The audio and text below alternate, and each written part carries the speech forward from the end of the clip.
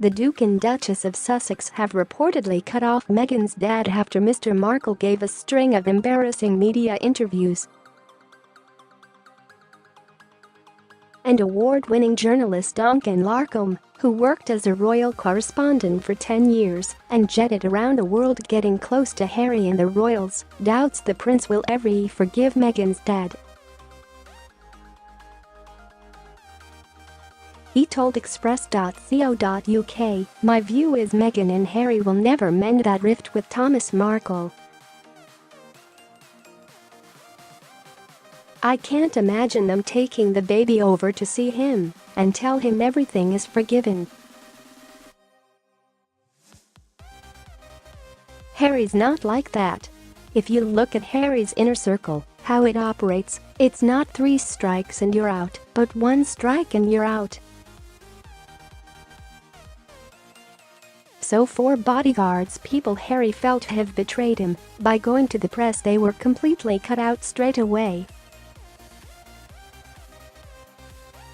It certainly appears on this occasion that is the treatment Thomas Markle has brought on himself. This week has brought more ups and downs in the Windsors rollercoaster, with Prince Philip, 97, crashing his Land Rover near Sandringham. Meghan's announcement she will be giving birth in April was quickly followed by the news she has rejected the Lindo Wing, the private maternity ward, where the Duchess of Cambridge had all 3 of her children. The decision has fueled rumours of a split between the 2 young royal wives. Mr Larcombe, one of only 6 journalists invited into Westminster Abbey for Prince William and Kate Middleton's 2011 wedding, believes there is definitely a personality clash. Mr Larcombe said, "They're incredibly different people. Meghan's big problem since the wedding has been making that adjustment from being a celebrity on the red carpet to being a royal on the red carpet. I think she has done all right in public, but what I'm told is behind the scenes is she is a bit of a whirlwind, she is quite demanding.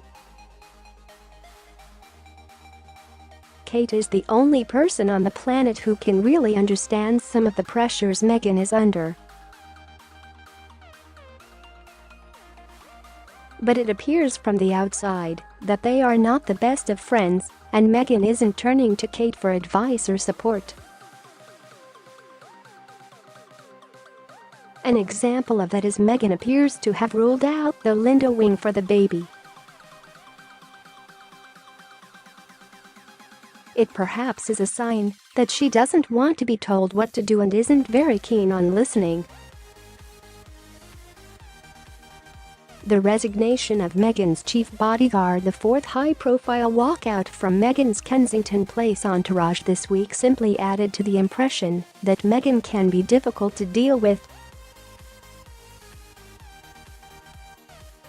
But there are more straightforward reasons for some of Meghan's royal staff leaving, says Mr Larcombe, who released a new edition of his book Prince Harry, The Inside Story, in 2017. He said, "It doesn't look good. She has had 3 members of her inner circle of support move on, and now the close protection officer is leaving. But it's what it looks like, rather than what it is. My understanding is 2 of the members of staff were only on temporary contracts anyway. So after the wedding it was quite natural they would move on, or have the option of moving on. I can't say the same, because I simply don't know about the 3rd member of staff. That does seem a little bit odd, but we'll probably never know why she chose to move on." He also scotched rumours of a split between William and Harry, with press speculation the younger brother and Meghan's imminent move to Frogmore Cottage on the Windsor estate was the result of their wives' supposed differences. Mr Larcombe added, "I know people have tried to look at videos of William almost blanking Meghan, but I would play those down. The reason Harry and Meghan are moving to Windsor is purely because they are trapped in Kensington Palace." As a journalist, he began covering the royal family when Harry was on his infamous gap year in 2004, covering his work across the globe. Mr Larcombe, who later went on serve as the Sun's royal editor for a number of years, said, "In those situations, you do get a chance to come up close and personal. You do get to understand what makes him tick. We made a lot of compromises, we worked out ways to allow him enjoy his holiday.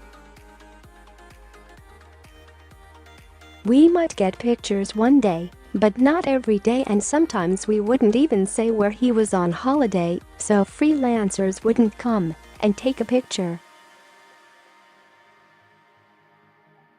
"I think he appreciated that. I really like Harry. He is a great asset. It is almost impossible for people to think of Prince Harry and not remember those images of a little boy with his head bowed behind his mother's coffin. I think since the day, the worst in his life, the public have a special place for him in their hearts that they might not have with any other royal." Meghan has clearly had a big impact on his life. We hear he has given up smoking and is doing yoga every day.